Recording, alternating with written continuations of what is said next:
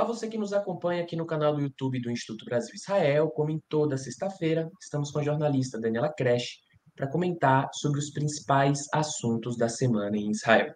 Quero pedir para você deixar o seu like aqui no vídeo, a sua inscrição em nosso canal. Estamos muito, mas muito perto de bater 18 mil inscritos. Então, se você que assiste o Expresso Israel semanalmente, mas não é inscrito ou inscrita aqui no nosso canal, confira aí e só clicar no botão de se inscrever e você ajuda bastante o IB, o Expresso e todos os nossos outros conteúdos a chegar cada vez mais longe. E também não esqueça de comentar aqui embaixo, participação da audiência e de quem nos assiste aqui é muito importante.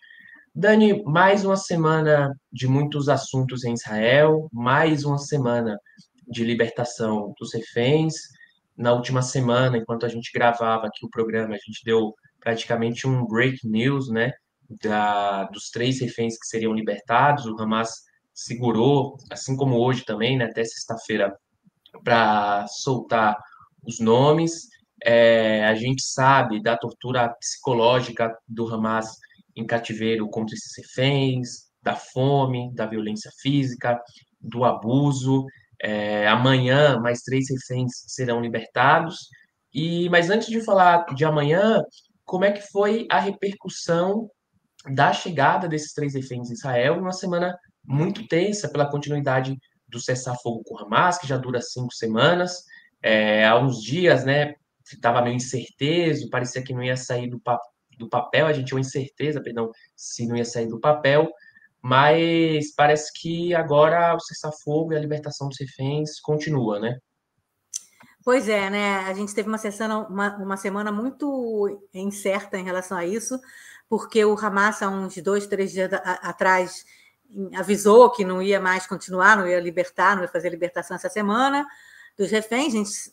Lembrando que a gente está numa primeira fase de 3 fases,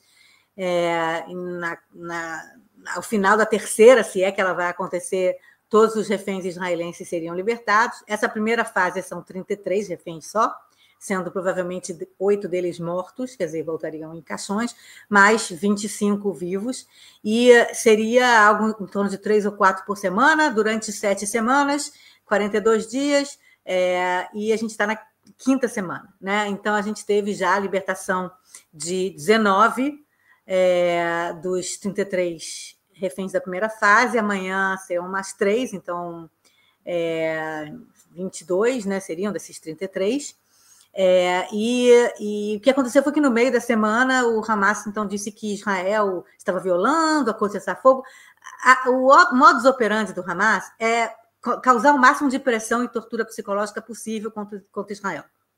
Entendeu? Ele vai sempre encontrar algum tipo de desculpa para dizer não vou soltar o nome. Semana passada foi a mesma coisa, lembra? A gente também não tinha os nomes até... Pelo acordo de cessar-fogo, você tem que publicar os nomes 24 horas antes. Então, 24 horas antes, era de manhã na sexta-feira. A gente estava gravando às 6 da tarde na sexta-feira e não tinha publicado os nomes. A gente deu meio breaking news, como você falou, no meio da nossa gravação, tipo 6, 7 horas da noite. Quer dizer, então, toda semana o Hamas vai encontrar alguma maneira de colocar um obstáculo, falar alguma coisa, para ganhar o máximo possível, porque eles sabem que Israel quer muito essa devolução de reféns. É uma coisa que os israelenses, o país está tudo parado emocionalmente, né, e psicologicamente. Até a volta desses reféns, o país não consegue fechar esse ciclo desse dia terrível do dia 7 de outubro e das guerras que se seguiram, né, que continuaram depois que chegaram, né, que começaram contra o Hamas, contra a Hezbollah no Líbano, os Houthis no Iêmen, as milícias iraquianas, Irã atacando Israel 2 vezes. Quer dizer, foi 1 ano e 3 meses, os últimos 1 ano e 3 meses foram foram terríveis para Israel, e o Hamas quer o máximo possível que continue sendo o pior possível, né? Continue sendo terrível. Então, eles colocam então, Israel está mandando tudo, os caminhões de ajuda humanitária. Não é verdade, Israel está mandando mais ajuda humanitária lá dentro do que qualquer outra país mandou para o seu inimigo durante uma guerra, né? Então, Israel continua mandando os caminhões diários que manda desde 2 semanas depois do dia 7 de outubro, Israel manda, sei lá, dezenas, centenas de caminhões por dia com ajuda humanitária para Gaza e continua mandando, quer dizer, desculpa para colocar um obstáculo. E aí, quer dizer, na verdade, acabou que o presidente, né, o novo presidente americano, Donald Trump, também se pronunciou, disse que se o Hamas não soltar todo mundo, aí ele já se confundiu, todo mundo, não está todo mundo nessa fase, o que é todo mundo? É esses 3 de agora, são os 33 da primeira fase, ele quer que o Hamas solte todos os 79 reféns que ainda estão na faixa de Gaza. Ele fala, né, o Trump fala assim da boca para fora, se não libertar todo mundo até sábado, vai sei lá o quê? Sei lá o quê, eu não sei o quê. Entendeu? Bravatas, e aí o Hamas as coisas acabam andando, e as pessoas assim, né, que adoram o Trump, aqui em Israel também, falam, viu só, foi porque o Trump falou. Eu não sei até que ponto que foi porque o Trump falou, entendeu? Mas é só mesmo, é um teatro, tudo isso é um teatro por parte do Hamas, tá? E aí, depois de eles terem colocado esse obstáculo da ajuda humanitária, aí eles conversaram internamente lá com os mediadores, né, que é Estados Unidos, Egito, Catar, e chegaram a, sei lá, a algum tipo de entendimento que a gente não sabe, provavelmente o nome de algum dos presos, vão ser mais de 350 presos palestinos que vão ser libertados dessa vez, em troca dos 3. Em troca de 3 reféns, vão ser libertados mais de 300 presos palestinos julgados e condenados por terrorismo. 30 deles que cumprem centenas de penas de pena. Como é que chama? Pela vida toda? Pena. Perpétua, prisão perpétua. Quer dizer, então, 100 pessoas, 100 presos por cada refém.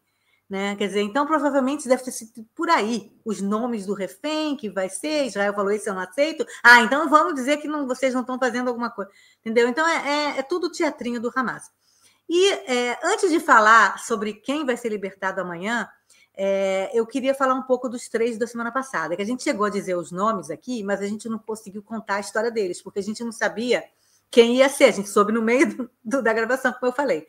Então, eu quero falar um pouquinho sobre os 3, e imagino que vocês já tenham visto algumas imagens, alguma coisa, mas a gente quer mostrar aqui e quer também dar continuidade, falar o que aconteceu com eles depois da libertação. Tá? Então, eu queria que você botasse a foto dele sendo libertado com o Hamas lá, com os mascarados e não sei o quê, que, novamente, de novo, aquele teatro horrível. Eles desfilam, são desfilados por um palco, os caras estão lá há 490 dias sequestrados e ainda tem que subir num palco na frente de uma turba de palestinos e os caras Não, é horrível. Eu não sei como é que o mundo deixa uma coisa dessa acontecer. Não sei como o mundo deixa uma coisa dessa acontecer. Olha só, os caras mascarados com arma para cima, desfilando os reféns com certificado de libertação na mão. Parece dono de escravo, desfilando escravizado com carta de alforria na mão. Como é que vocês conseguem? Como é que o mundo deixa isso acontecer? Em 2025, uma imagem dessa. E ninguém fica louco com isso, de ver uma coisa dessa. Tá? É só porque é judeu. Imagina se os 3 fossem aqui afro-brasileiros, afro-americanos, ou nativos brasileiros. Imagina se fossem de alguma outra minoria, ia estar todo mundo que absurdo. Mas não, é porque israelense judeu pode. Os caras serem desfilados com homens mascarados com arma na mão, entendeu? Para ser libertados. E como vocês veem nessas fotos, eles estão completamente magros, cada um deles perdeu entre 20 e 30 quilos, tá? Porque eles passaram quase 500 dias dentro de túneis sem ver a luz do sol. Um deles, que é o mais à direita na imagem, contou que eles ficaram o tempo todo em túneis, que eles não podiam ficar em pé, porque não dava, porque o túnel era baixo, tá? Eles ficaram o tempo todo em túneis, que eles não conseguiam ficar em pé, ficaram acorrentados durante meses, comiam um pão árabe por dia, e que a única vez que deixaram ele se levantar foi 1 hora antes da libertação, que ele teve que reaprender a andar 1 hora antes da libertação. Tanto que estavam carregando eles, estavam levando eles pelo braço, porque eles há um ano não levantavam. Imagina vocês, há um ano vocês não levantam, porque não tem lugar para cima para levantar. Tá? Queria que você mostrasse a foto de antes e depois, que eu acho que vocês devem ter visto, mas a gente mostra de novo, dos 3 libertados antes e depois, para vocês verem a diferença, se não é imagem de campo de concentração. É campo de concentração isso, gente. Os caras saíram de Auschwitz. Olha, o primeiro que está com o microfone sendo entrevistado, que, aliás, eu vou contar um pouco sobre isso, que é o Eli Sharabi, é irreconhecível que ele é o Eli Sharabi. Não dá para reconhecer que é a mesma pessoa. Parece que ele saiu de Auschwitz em 1945. O segundo, que é o Orlev, ele já era magrinho, mas espera aí. O Orlev foi esse que falou que teve que reaprender a andar. Ele branco, eles não viam luz do dia. E o terceiro é o Ohad Ben-Ami, também é irreconhecível. Como é que você reconhece um cara que parecia uma pessoa normal lá, gordinhozinho, não gordinhozinho, mas com a cara, não sei o quê? Olha isso! O terceiro, de barba, de óculos escuros, porque ele tem óculos, na verdade, o óculos dele quebrou, ele ficou um tempão sem conseguir ver nada, porque não tinha óculos, e eu não sei, eu acho que o olho dele deve ter algum problema, porque colocaram óculos escuros nele. Tá? E aí eu quero falar um pouco sobre o primeiro, que é o Eli Sharabi, que foi o que mais emocionou todo mundo. Os 3, né? A saída dos 3 foi muito emocionante no sentido traumático. O país inteiro parou, o país inteiro chorou, e o país inteiro lembrou de Auschwitz. Como, sabe? É como se acontecesse. É como no Brasil tem aquelas matérias sobre empregadas domésticas ou trabalhadoras domésticas que são encontradas, escravizadas depois de 30 anos, que a dona não, né, a mulher lá não paga por 30 anos. A patroa, né? Patroa, né, piriguete lá, a patroa não paga por 30 anos. E aí a gente imediatamente, isso remete a gente à escravidão, né? Que é absurdo, e escravizados, etc. É a mesma coisa em Israel. Você vê uma imagem dessa e remete imediatamente ao Holocausto. Imediatamente ao Holocausto. Não tem outra imagem. E isso é a coisa que mais mexe no coração dos israelenses, que Israel foi criado para tentar salvar judeus da perseguição, não só do Holocausto, mas dos pogromos anteriores, né, de tudo que aconteceu principalmente na Europa, a partir de meados do século XIX. É por isso que surgiu um movimento sionista, para a autodeterminação do povo judeu, para evitar que cenas como essas acontecessem. Quer dizer, então não tem como você não... Qualquer israelense que olhou para isso e falou, caramba, voltamos a 1945. Voltamos ao Holocausto, 1940, 1942. É impossível. Então, o país inteiro em choque, até agora em choque, né? Foi só há 6 dias atrás. Isso é um choque para todo mundo. E o Eli Sharabi, que é o primeiro que está de microfone, é o pior caso. Por que ele está com o microfone dando entrevista para o repórter do Hamas? O repórter do Hamas estava perguntando para ele o seguinte: olha só o limite não tem limite para a crueldade desses monstros do Hamas, tá? O repórter do Hamas estava perguntando para ele: você está feliz agora que você vai se reencontrar com a sua família, com a sua esposa, seus filhos? E o Eli Sharabi fala: estou muito feliz. E o repórter do Hamas sabia que a mulher dele foi morta no dia 7 de outubro e as 2 filhas dele, de 16 e 14 anos, foram mortas no dia 7 de outubro. E o irmão dele também foi morto no 17 de outubro, que era vizinho dele. Ele perdeu a família inteira no dia 7 de outubro e ficou durante quase 500 dias achando que eles estavam vivos, achando que ele queria voltar e ia vê-los de novo. Queria que você mostrasse uma foto do Eli Sharabi com a mulher e as 2 filhas que morreram. Ele só ficou sabendo quando ele saiu. Ele só ficou sabendo quando ele chegou em Israel e ele perguntou para o soldado que o recebeu: cadê elas?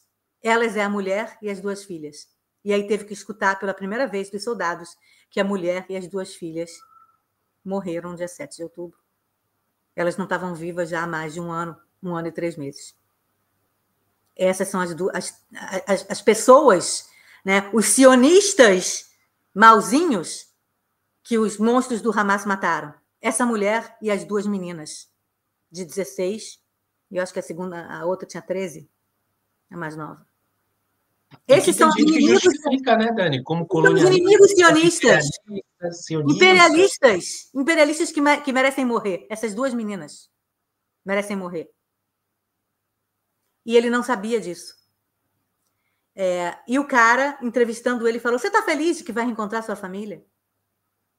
E ele só quando chegou em Israel, ele soube.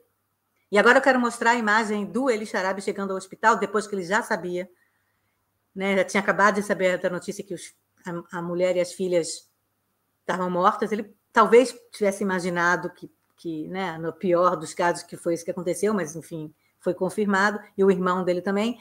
Esse é o momento que ele chega no hospital, ele é recebido acho que é pela irmã dele, por outros parentes. Magro, saído de Auschwitz. Envolto pela bandeira israelense.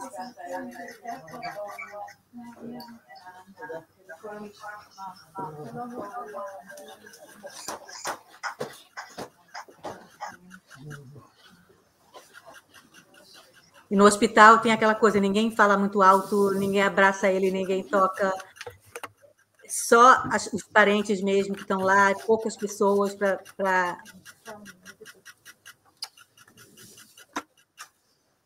E pela primeira vez ele consegue encontrar parentes, todo mundo chorando junto.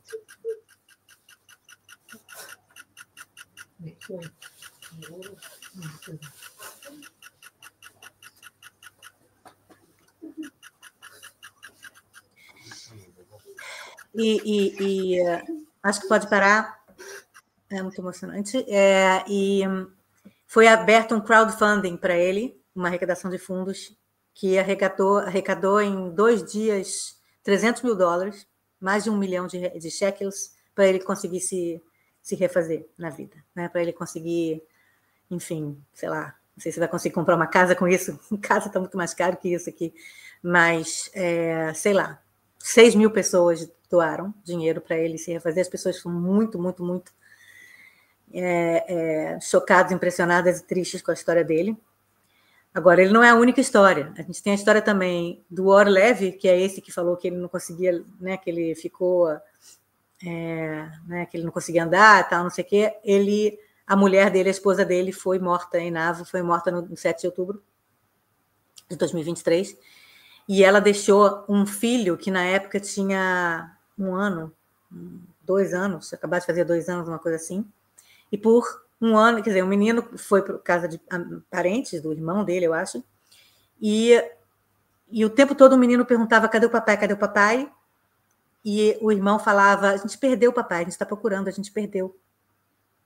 E quando o nome do pai entrou na lista, o irmão falou: encontramos o papai. Só que o grande temor era que ele fosse encontrar o filho e o filho não reconhecesse, não soubesse quem é e não quisesse abraçar e não sei o quê. A gente viu algumas fotos deles abraçados, quer dizer, eu não sei exatamente como foi, todos os detalhes, mas ele voltou para o filho dele, de 3 anos. E outra história, que é o terceiro, é o cara chamado Ohad Ben-Ami, que ele, felizmente, não perdeu ninguém da família dele, e ele voltou, mas também completamente, quer dizer, ele perdeu muita gente, né, da comunidade dele e tudo, mas ele voltou assim, né, magro, não sei o quê. Esses 3 ficaram muito mais tempo no hospital, né, porque a gente tinha visto aquelas soldadas observadoras, aquelas civis mais jovens que ficaram 2, 3 dias no hospital, que elas estavam bem, apesar de que uma delas contou que elas estavam tão magras quanto esses caras, até 2 meses antes de serem devolvidas. 2 meses antes de serem devolvidas, quando começaram as negociações desse novo cessar-fogo, começaram a dar comidinha de novo para elas. E elas saíram benzinho, entendeu? Mas que elas estavam magras iguais. E, na verdade, não dá para ver, mas realmente elas também perderam 15, 20 quilos. Né? Todas elas. Esse terceiro, então, o Ohad Ben-Ami, ele saiu do hospital. a lista de coisas que eles estão com deficiência de todas as vitaminas possíveis, má nutrição, não podem comer durante muito tempo, vão ter que comer só coisinhas moles, tá, não sei, até reintroduzir a comida, né? É que nem você, como é que você faz com um cara que saiu de Auschwitz, né? E aí ele voltou para a família dele, para a casa dele, né, em Jerusalém, e tem uma escola, mora perto de uma escola, não sei se ele trabalhava nessa escola, desculpem aqui a falta de, não sei os detalhes, mas ele voltou e pessoas filmaram a volta dele, crianças foram recebê-lo. Eu queria que você mostrasse aí. São vídeos no Instagram ou no X, das pessoas que estavam lá.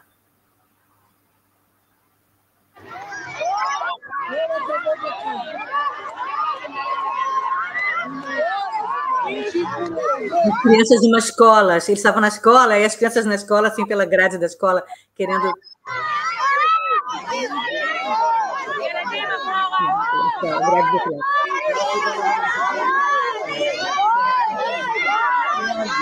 As crianças gritando, herói, você é um herói, você é um herói.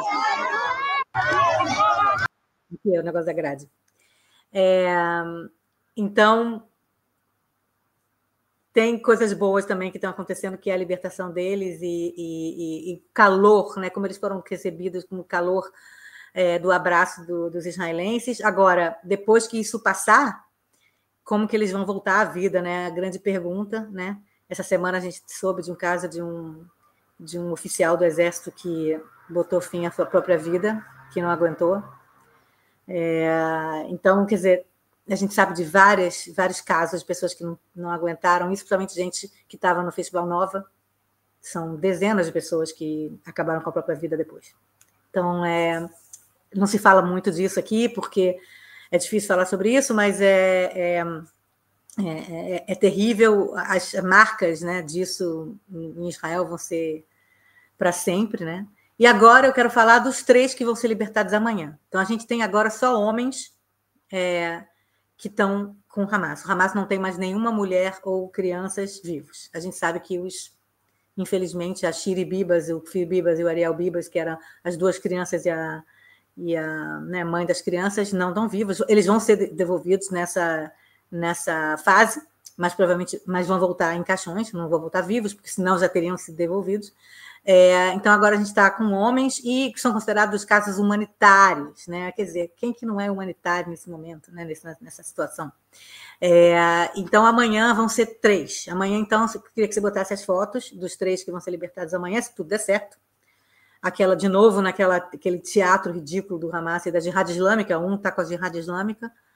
Esses são os 3 de amanhã, que vai ser o Sagi Dekel Chen, que é o primeiro, o segundo é o Yair Horn, e o terceiro é o Alexander Trofanov, ou Sasha Trofanov.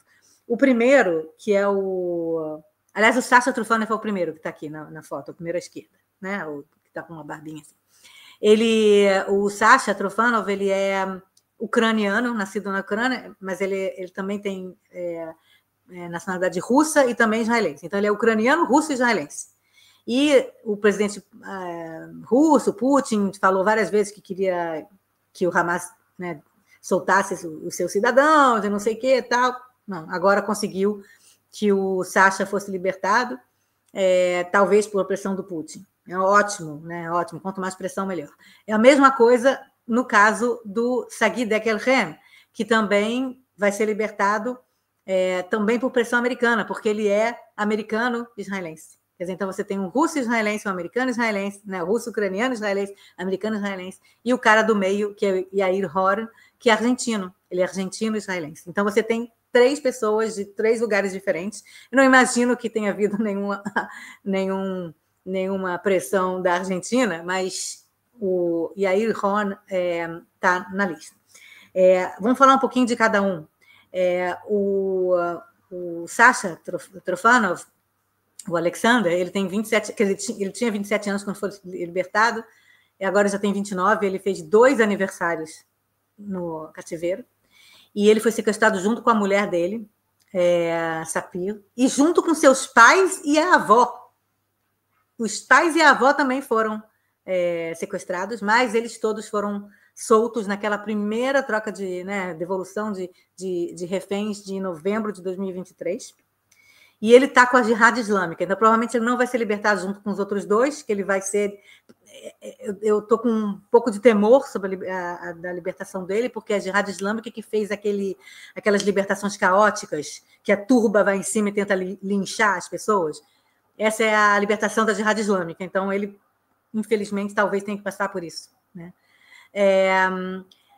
No caso, o segundo é o Saguid Ekelhen, que é o último americano que está lá, é o último americano, acho que é o último americano que está lá, 36 anos, e a mulher dele, ele conseguiu, na verdade, naquele dia, colocar a mulher e os 2 filhos, a mulher grávida de 9 meses, 8 meses, uma coisa assim, ou 7 meses, acho que 6 ou 7 meses, ela estava grávida, ele conseguiu colocar eles no quarto protegido do kibbutz, os 3 são do kibbutz Niroz, que é um dos kibbutzim mais afetados, tá?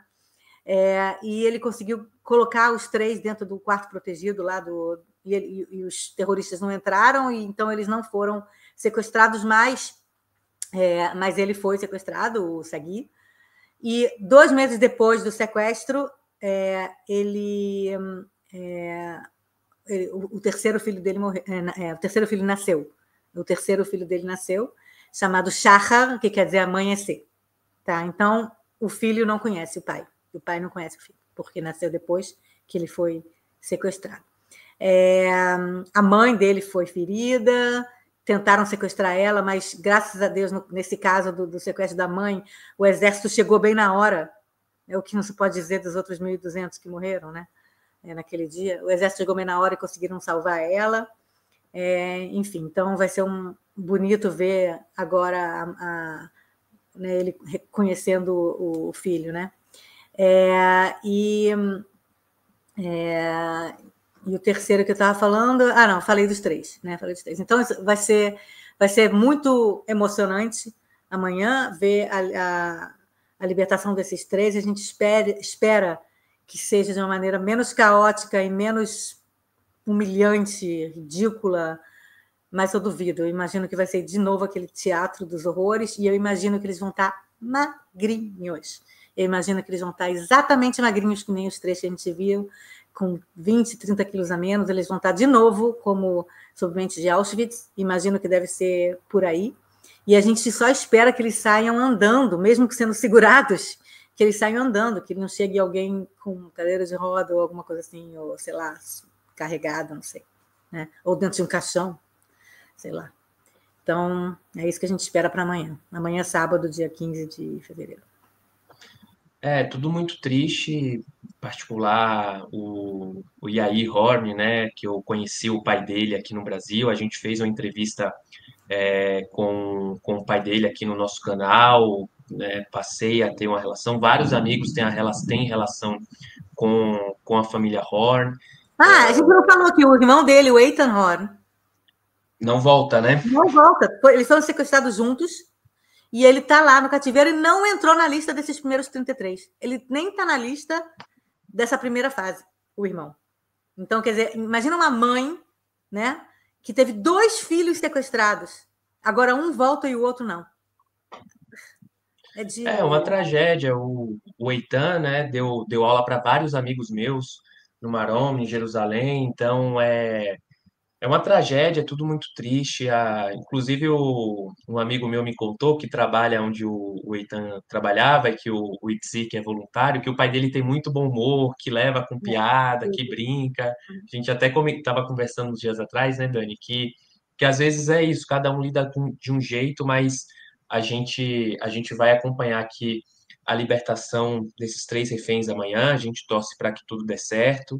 E pega muito a hipocrisia das pessoas, né? Como você bem falou, quando são judeus, quando são israelenses, essa desumanização, esse lugar de que a vida não vale, não tem valor nenhum, né? Que vale tudo, né? Da régua moral muito baixa, né? De que justifica tudo, pode fome, pode estupro, pode tortura, com os judeus pode, com os israelenses podem, né? Mas quando são dos povos, quando a Turquia faz isso com os curdos, ou o Assad faz isso com os curdos, ou as ditaduras do Os Golfo, palestinos fazem com os próprios os palestinos. palestinos, exato, né, as ditaduras do Golfo que usa trabalho escravo de indiano, né, de paquistanês, de povos oprimidos na África, essas pessoas não contam. Mas quando são judeus, são israelenses, aí a desumanização acontece e vale tudo, né? Tudo é justificável e é muito triste, como você bem colocou, Dani, como que o valor, como que a vida humana,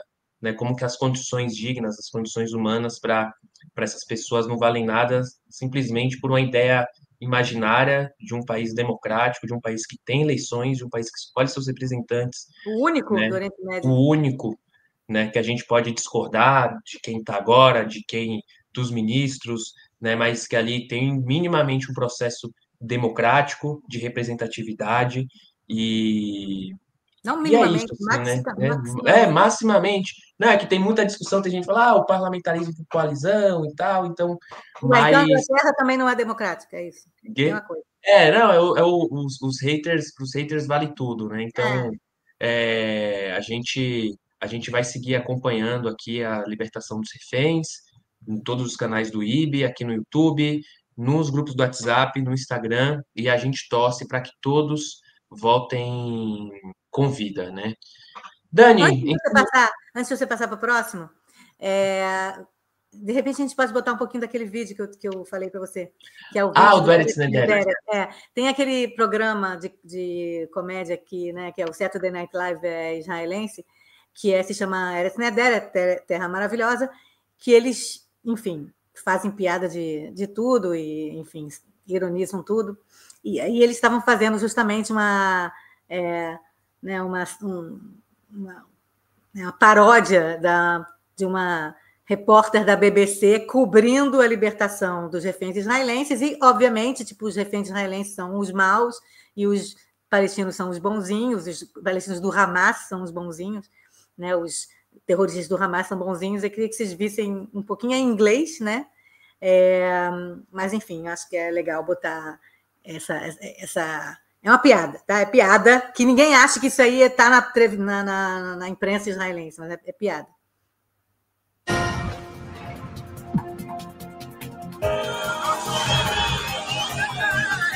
This is the BBC Live from Gaza, where everything is ready for the weekly red carpet ceremony. After 483 days, 3 Israeli prisoners, are about to be released.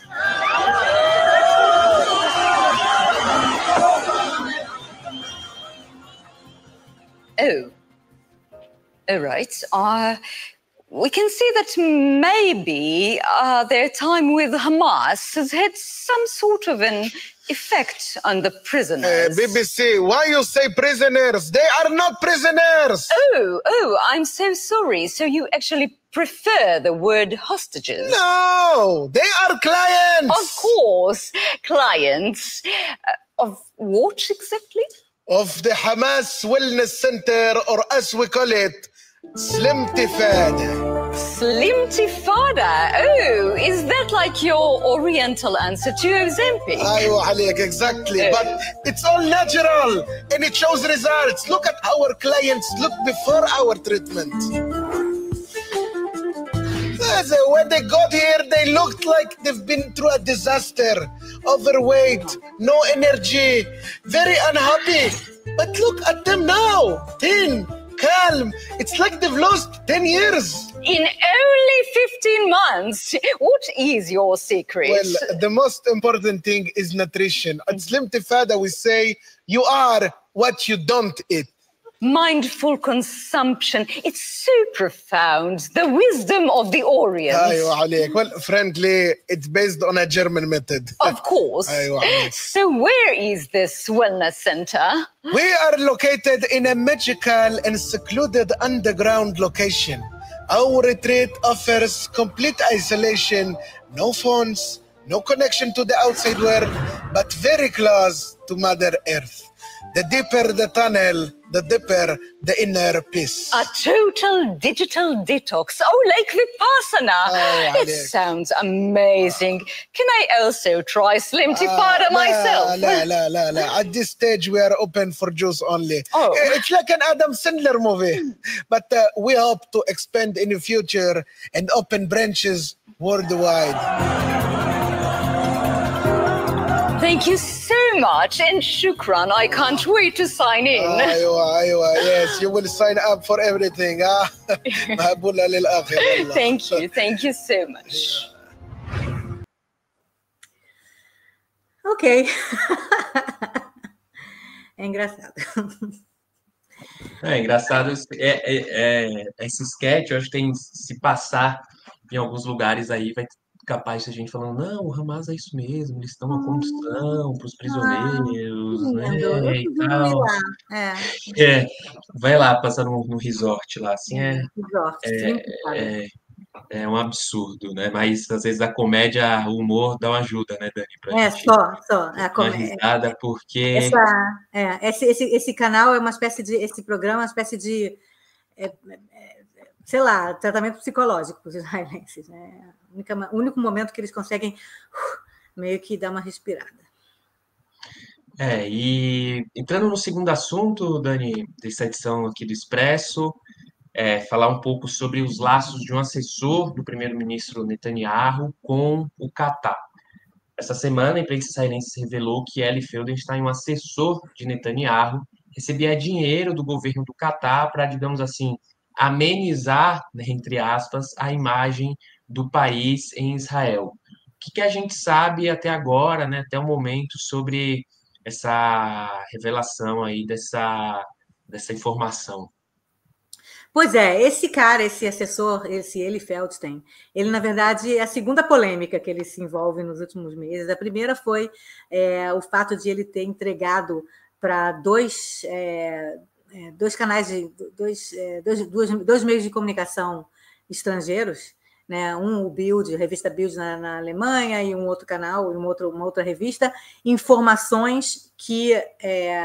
a censura israelense dentro de Israel dizia que, né, não era um bom momento, não era uma informação que deveria ser passada para o público, e aí, então, esse assessor do primeiro-ministro, talvez com a mando do primeiro-ministro, ou pelo menos com o Netanyahu sabendo, ele deu essas informações. E qual eram essas informações? Informações que depois foram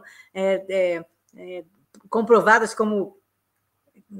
né, falsas, não falsas, mas incorretas, que era de que existiam centenas ou dezenas de túneis entre a faixa de Gaza e o Egito, né, naquela chamada corredor Filadélfia, e que Israel, então, não podia negociar nenhum acordo com Hamas, que fosse prever a retirada das tropas da fronteira entre Gaza e o Egito. Depois a gente ficou sabendo que, na verdade, há túneis, sim, há túneis, né, de contrabando e tudo, mas que não é centenas, talvez, sei lá, se a gente pode falar dezenas ou menos, não essa gravidade toda, e que, na verdade, o Netanyahu estava usando essa informação para justificar não negociar com o Hamas acordos de cessar-fogo ou acordos de devolução de reféns. Quer dizer, o Netanyahu estava usando essa informação que foi publicada no exterior. Aí, no momento que foi publicado no exterior, ele falou, viu só, o jornal alemão Bild sabia disso porque ele falou para o assessor dele mandar para o jornal alemão uma informação que estava, enfim, sendo estudada ou pesquisada pela inteligência israelense, mas que não era uma coisa comprovada, não era algo que a gente sabe com certeza que é isso. Mas ele usou isso através desse Eli Feldstein, informações que, quando sai na imprensa internacional, viu só, até a imprensa internacional sabe porque você vazou a informação, né? E a gente sabe que agora a gente está no meio de um cessar-fogo, de um acordo de cessar-fogo, no meio de um acordo de devolução de reféns, em que a retirada das tropas israelenses desse corredor, né, dessa estrada Filadélfia, está no meio do acordo. Quer dizer, Israel não fez muito problema, não colocou muito obstáculo para isso. É claro que existe aí toda uma tentativa de uma solução para essa fronteira entre Gaza e o Egito, uma solução que lida com que requer, sim, alguma presença israelense, presença de americanos, de uma empresa privada americana que vai estar lá ajudando a fazer a triagem e que não haja contrabando, e também a ajuda do governo egípcio para que não tenha esse contrabando. A gente sabe que isso também já aconteceu várias vezes e vai ter contrabando de novo. Mas não era dessa forma. Quer dizer, na verdade, o Netanyahu estava usando um cenário apocalíptico, que não era apocalíptico, como ele estava falando, era sim, é um cenário preocupante, mas não é apocalíptico, como estava nessa informação, para justamente justificar por que ele não queria fazer esse acordo antes, e a gente sabe que ele não queria fazer esse acordo antes porque o governo dele cairia, né? Porque os partidos de extrema-direita que compõem a coalizão de governo Netanyahu sairiam do governo naquele momento, ou ameaçavam sair do governo, caso houvesse um acordo cessar-fogo. Então, era só por questões políticas, né, que ele não estava fazendo um acordo antes, e a gente sabe o resultado essas pessoas muito mais magras do que estariam há 6 meses atrás, algumas pessoas estariam vivas, se esse acordo tivesse saído, exatamente o mesmo acordo, igual a 6 meses atrás. Enfim, então essa é a primeira polêmica que esse cara se envolveu, esse Eli Feldstein, né? A segunda polêmica é dessa semana. O canal israelense, canal 12 israelense, publicou uma reportagem dizendo que há, enfim, provas, indícios de que o Eli Feldstein estava recebendo dinheiro do governo do Catar para fazer relações públicas do Catar dentro de Israel. Tá? Um tipo de relações públicas do tipo, por exemplo, ele que fez a interlocução entre um editor-chefe de um jornal israelense para ir para o Catar entrevistar o rei lá, o príncipe, né, o cara que lidera o Catar, o principado lá, então ele fez essa ligação, essa ponte entre o governo do Catar e esse editor-chefe do jornal, algumas outras coisas nesse sentido, tá? Também que ele teria feito algum tipo de... na verdade, ele foi contratado por um estrategista americano, contratado pelo Catar. Quer dizer, então, o Catar contratou um estrategista americano que contratou o Eli Feldstein para fazer esse tipo de trabalho, né? E aí... A minha pergunta é o seguinte, aí todo mundo está falando, não, o cara, então, é um traidor da pátria, trabalhando para o Catar, porque o Catar, a gente sabe, o Catar é o país que mais, hoje em dia, apoia o Hamas, e apoiava antes e continua apoiando, através da Al Jazeera, que é a empresa de televisão do Catar, que a narrativa é totalmente anti-Israel, é uma narrativa totalmente... Israel é mau e tudo que Israel faz é ruim. Essa é a narrativa do Hamas. Quem assiste a Al Jazeera certamente vai, né, e acredita nessa narrativa de que Israel é colonialista, imperialista, sei lá o quê, vai encontrar na Al Jazeera bem a sua bolha, bem, né, a Al Jazeera vai repetir essas mesmas narrativas e mesmas mensagens que as pessoas já pensam, né? E não escuta israelense, não ouve o lado israelense. Inclusive, o Al Jazeera foi expulso de Israel, como foi expulsa também de outros lugares. Não é só de Israel, não, porque o Catar tem toda uma agenda política que a gente não vai entrar aqui agora nos detalhes, mas eles têm uma agenda política e o Al Jazeera segue o que o rei mandou. Tá? Então, muita gente falando, esse cara é um traidor, como é que pode? Ele é assessor do Netanyahu. Mas, assim, é claro que eu não vou aqui fazer uma defesa do cara, eu nem sei direito todos os detalhes, provavelmente tudo que eu estou lendo e vendo na imprensa não é tudo, né? A gente tem que saber, a gente tem que admitir que a gente não sabe a verdade, a gente não sabe o que está debaixo dos panos, a gente vê uma reportagem aqui, uma reportagem ali, não é o suficiente para eu saber que eu sei a verdade, para eu dizer que eu sei a verdade e emitir uma opinião. De acordo com uma reportagem que eu vi e outra matéria que eu li no jornal, já sei de tudo. Então, agora, a minha opinião é que esse cara é um traidor da pátria. Gente, por favor, né, não sejam ingênuos de achar que vocês, lendo 2 matérias, sabem de tudo que está acontecendo. Né? Então, esse cara, esse Eli Feldstein, eu imagino que ele é um cara que ele trabalha com relações públicas e ele foi... ele não foi nem empregado pela assessoria do Netanyahu, pelo gabinete do Netanyahu. Ele estava lá meio encostado, ele estava lá meio que trabalhando informalmente com o Netanyahu. É verdade, estava lá e estava fazendo coisas com o Netanyahu, é verdade. Mas se você chamar isso de traição e de que traiu a segurança nacional, provavelmente ele foi realmente contatado por um estrategista americano em nome do Catar, para fazer... contata aquela pessoa lá para fazer uma viagem não sei para onde. Faz um trabalho de relações públicas ali. Quantas pessoas que lidam com relações públicas, com marketing, trabalham para várias pessoas, para vários grupos? Quantos advogados não trabalham para vários clientes? Quantos jornalistas não trabalham para vários clientes?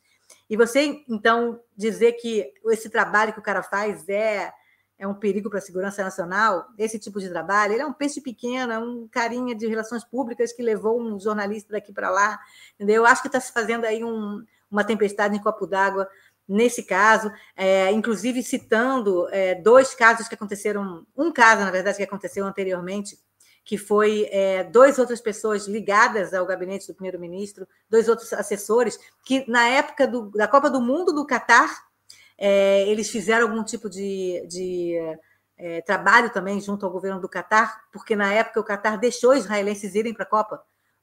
Um país que não tem relacionamento público diplomático com Israel, não tem embaixada nos 2 lados, e eles conseguiram, o governo israelense conseguiu que o Catar deixasse israelenses entrarem lá sem ser presos, sem ser nada, não foram atacados, não foram presos, não foram mortos, e foram lá torcer ou comparecer à Copa do Mundo. Então, nessa época, 2 caras que também eram assessores, ou foram depois assessores do Netanyahu, estavam envolvidos nessa... em falar, vai ter a Copa do Mundo, quem quiser ir, vai, tem o pacote esse, tem o pacote aquele. Tá? Quer dizer, eu não sei até que ponto que isso aí você pode dizer que é traição da segurança nacional. Eu acho que tem muita coisa aí que a gente não está sabendo, eu acho que tem muita coisa que também as pessoas... Quem odeia já o Netanyahu já aproveita. Opa, viu só? O cara lá, na verdade, é um vendido, um traidor, o assessor do Netanyahu, um traidor da pátria. Então, o Netanyahu é um traidor da pátria. Eu acho que a gente tem que ir devagar com esse tipo de informação. Realmente é preocupante, está na imprensa aqui israelense, mas a minha opinião nesse momento, como uma pessoa que não sabe que nada sabe, é que eu acho que é muito cedo, a gente tem informações parciais demais para qualificar isso como uma ameaça à segurança nacional. Como você bem falou, né, Dani? É comum as pessoas, né, principalmente dessa área de marketing, de relações públicas, trabalhar em dois lugares, né? É uma acusação de traição, de não lealdade à pátria, uma acusação muito forte, né? Uma acusação muito grave. E é isso, só nos resta acompanhar os desdobramentos disso daí, se acontecer, né? Se provavelmente acontecer alguma investigação, alguma apuração, seja por um órgão direto do governo, interno do governo, né? Dentro da própria estrutura governamental, ou algum órgão externo, que vai apurar e fazer, né? Chegar às conclusões de acordo com as provas e com tudo que foi apurado. Mas, sem sombra de dúvidas, né, qualquer ruído, qualquer coisinha, né, já vira ali uma tempestade no copo d'água quando a gente... Vira munição, né? Munição para um lado, munição para o outro. Já vira munição. Né? Essa pessoa, às vezes, né, a gente vê muito aqui no Brasil, né? O presidente fala uma coisa e já vira, por que tal coisa? E falou, e não sei o quê, e olha aí no vídeo... Né, isso com todos os presidentes, de esquerda, de direita, de centro. Né? As então, pessoas hoje em dia não têm mais paciência também para ver o desenrolar das questões. Né? Você tem uma primeira informação, como eu falei, vendo uma reportagem de vídeo, lendo uma matéria de jornal, você já criou toda uma opinião na sua cabeça e pronto, é aquilo. Conclui, né? E já tira as conclusões, já faz o julgamento, né? A própria presunção de inocência... Né, já vira um lixamento virtual ali das pessoas, já tira as próprias Eu não estou defendendo o governo Netanyahu, nem esse cara. Sim. Não. Deixar claro, né? A gente está partindo disso, partindo do caos para comentar sobre como hoje nas redes sociais e um fato as pessoas já fazem o julgamento ali, já tira as conclusões. Você mesmo que me mandou quando saiu essa reportagem, você mesmo mandou. É verdade que o fulaninho estava trabalhando para o Catar, fica parecendo que era um espião, 007, sei lá. Entendeu? Um amigo jornalista me consultou, porque já até eu falei, vou consultar a Dani, que é a minha melhor fonte, a pessoa que eu sei que... E a Dani muito bem falou, tô de olho aqui, tô vendo. Eu não falei tô de olho, não, eu falei não faço a menor ideia. Você falou, Não falei não sei de nada. Não sei de nada, exato. né? E é isso, assim, ter a humildade de acompanhar as coisas com calma ali, para às vezes faz um julgamento precipitado da pessoa, da situação, e vai ver, pode até ter sido isso, mas as intenções foram outras, ou houve um ruído aí. Mas, bom, é o caso, como você bem trouxe, está tendo repercussão em Israel, as pessoas estão comentando e provavelmente vai ter alguma investigação, uma apuração aí, e a gente vai trazer as atualizações e os desdobramentos desse caso, né? Dani, por fim, falar de um assunto no último tópico aqui, né? Último assunto do Expresso, que não tem diretamente muita ligação com Israel, com os reféns ou com as questões da política interna em Israel que a gente sempre trata aqui, mas é uma polêmica envolvendo o artista, o cantor e produtor Kanye West. Isso porque viralizou essa semana um vídeo de judeus famosos americanos contra o rapper Kanye West. Só um detalhe que é importante falar: o vídeo foi feito por IA, por inteligência artificial. O vídeo viralizou porque, em contexto, né, teve o Super Bowl esse final de semana e o Kanye West pagou milhões para colocar uma propaganda do site dele. E quando você clicava, você entrava nesse site, aparecia uma camiseta, a venda de uma camiseta com uma suástica aí. Teve esse vídeo, né? As pessoas se mobilizaram para fazer esse vídeo por inteligência artificial, circulou, eu recebi um monte de grupo, amigos perguntaram, é real, é fake, Não, e mas muita gente falando, ai, finalmente um monte de famosos americanos saindo contra o antissemitismo, parabéns, muito bem. Tem e aí, jeito. Dani? Cheira a AI, né? Cheira a inteligência artificial. Então, o que aconteceu foi exatamente, depois que teve esse Super Bowl, né, que apareceu esse anúncio do Kanye West, e junto com outros tweets, não é a primeira vez que ele coloca no X, no Twitter, sei lá o que, como é que é o nome agora, não é a primeira vez que ele coloca posts dizendo que ele é nazista, abertamente. O último foi recentemente, né, eu acho que na época, acho que foi no dia do Super Bowl, ou perto, em que ele falou, sou nazista mesmo, e aí, bitches, né? Quer dizer, então, tipo, é isso aí, que eu sou nazista mesmo. Quer dizer, outra coisa que as pessoas veem, olham e acham, normal o cara falar sou nazista, né? Imagina se aí no Brasil alguém falasse assim, sou escravagista, deve ter gente que fala, sou escravagista mesmo, tem que ter escravo de novo. Aí todo mundo fica, que absurdo, que chocante. O cara fala sou nazista e tranquilo, né? É claro que aí, sei lá, uma empresa que contratava ele já não sei o que, a Nike já parou de contratar ele, uma outra empresa parou de contratar, mas aí sempre volta, 2 meses depois ele está trabalhando de novo. E com essa camisa, só essa camisa, que é uma camisa branca com uma suástica preta no meio, ele ganhou $10 milhões desde o Super Bowl até hoje, porque muita gente comprou. Claro. Que beleza, que lindo, né? Então, a gente vê, de repente, começou a circular esse vídeo de um monte de pessoas famosas com uma camiseta branca, imitando a camiseta do Kanye, em que eles faziam, né, aquele negócio assim com o dedo. A gente vai mostrar o vídeo para vocês verem. Provavelmente vocês viram, porque viralizou, né? E pessoas importantíssimas, Jerry Seinfeld, Woody Allen, Scarlett Johansson, Mark Zuckerberg, Simon Garfunkel, Steven Spielberg, Adam Sandler, o David Schwimmer, né, de Friends, todos eles fazendo a Natalie Portman, né, fazendo esse gesto, usando essa camiseta com o gesto de dane-se, né, F você, e todo mundo, que bom, que legal, pela primeira vez desde do 7 de outubro que os famosos judeus americanos não falam nada, finalmente se levantaram e fizeram não sei o quê. Só que, gente, como é que uma produção dessa, juntando, sei lá, 20 famosos, Mark Zuckerberg, Steven Spielberg, pessoas mais famosas, inclusive Woody Allen, entendeu? Você fazer uma campanha dessa em 2 dias, todo mundo vestido a mesma blusa, fazendo o mesmo gesto, é impossível fazer uma campanha dessa se fosse verdade. Contatar todo mundo, pedir autorização, e mandar a camisa, e gravar, e não sei o quê.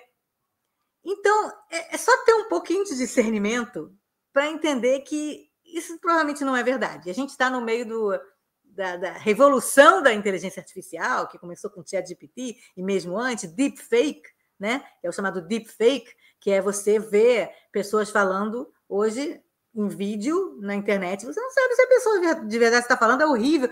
Eu prevejo um futuro terrível para as fake news, né? Com esse deepfake que está cada vez mais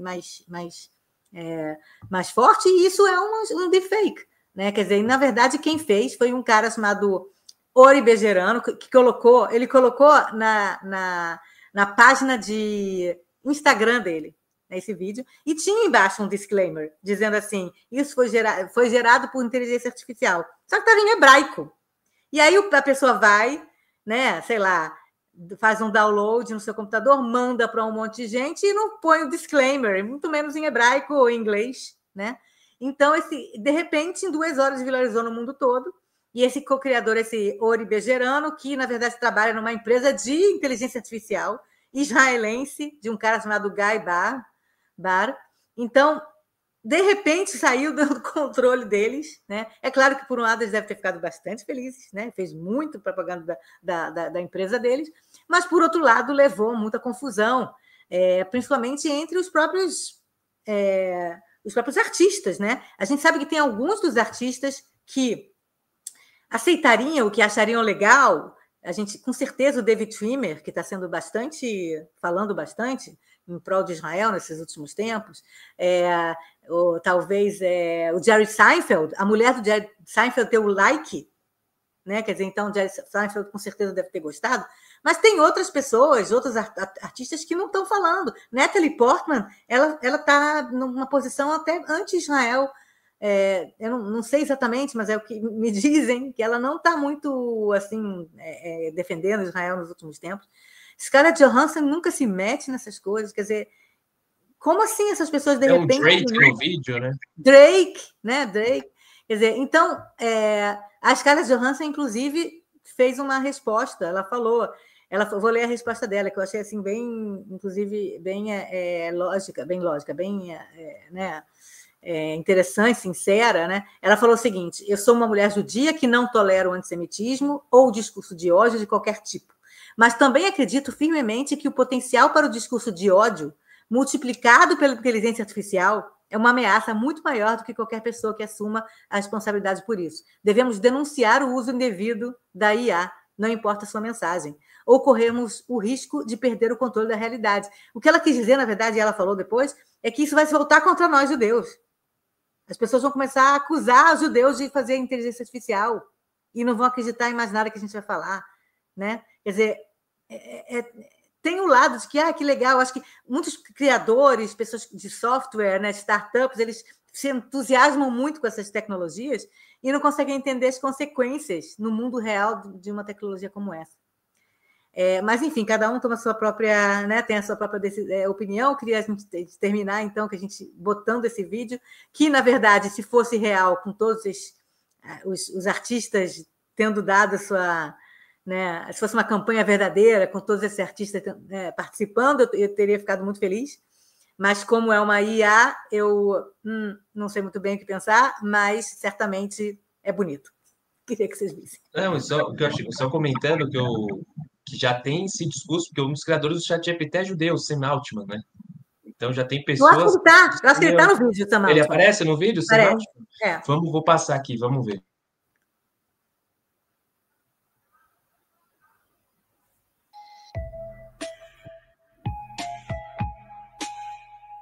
Peraí, tem que voltar, acho que a gente perdeu o comecinho. A primeira é a Scarlett Johansson.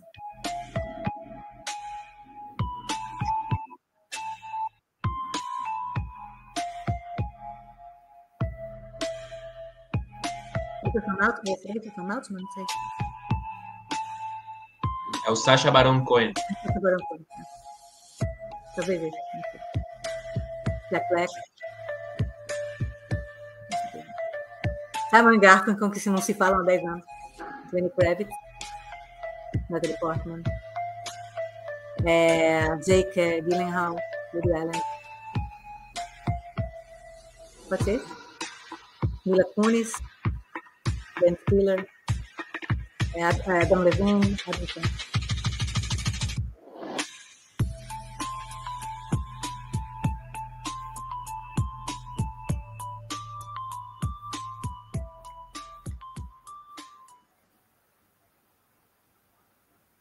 Por um lado, viralizou por causa dessas pessoas que são famosas, mas se tivesse sido feita essa campanha exatamente igual, com pessoas na rua, com pessoas desconhecidas, talvez não tivesse viralizado, mas fosse mais honesto, digamos assim.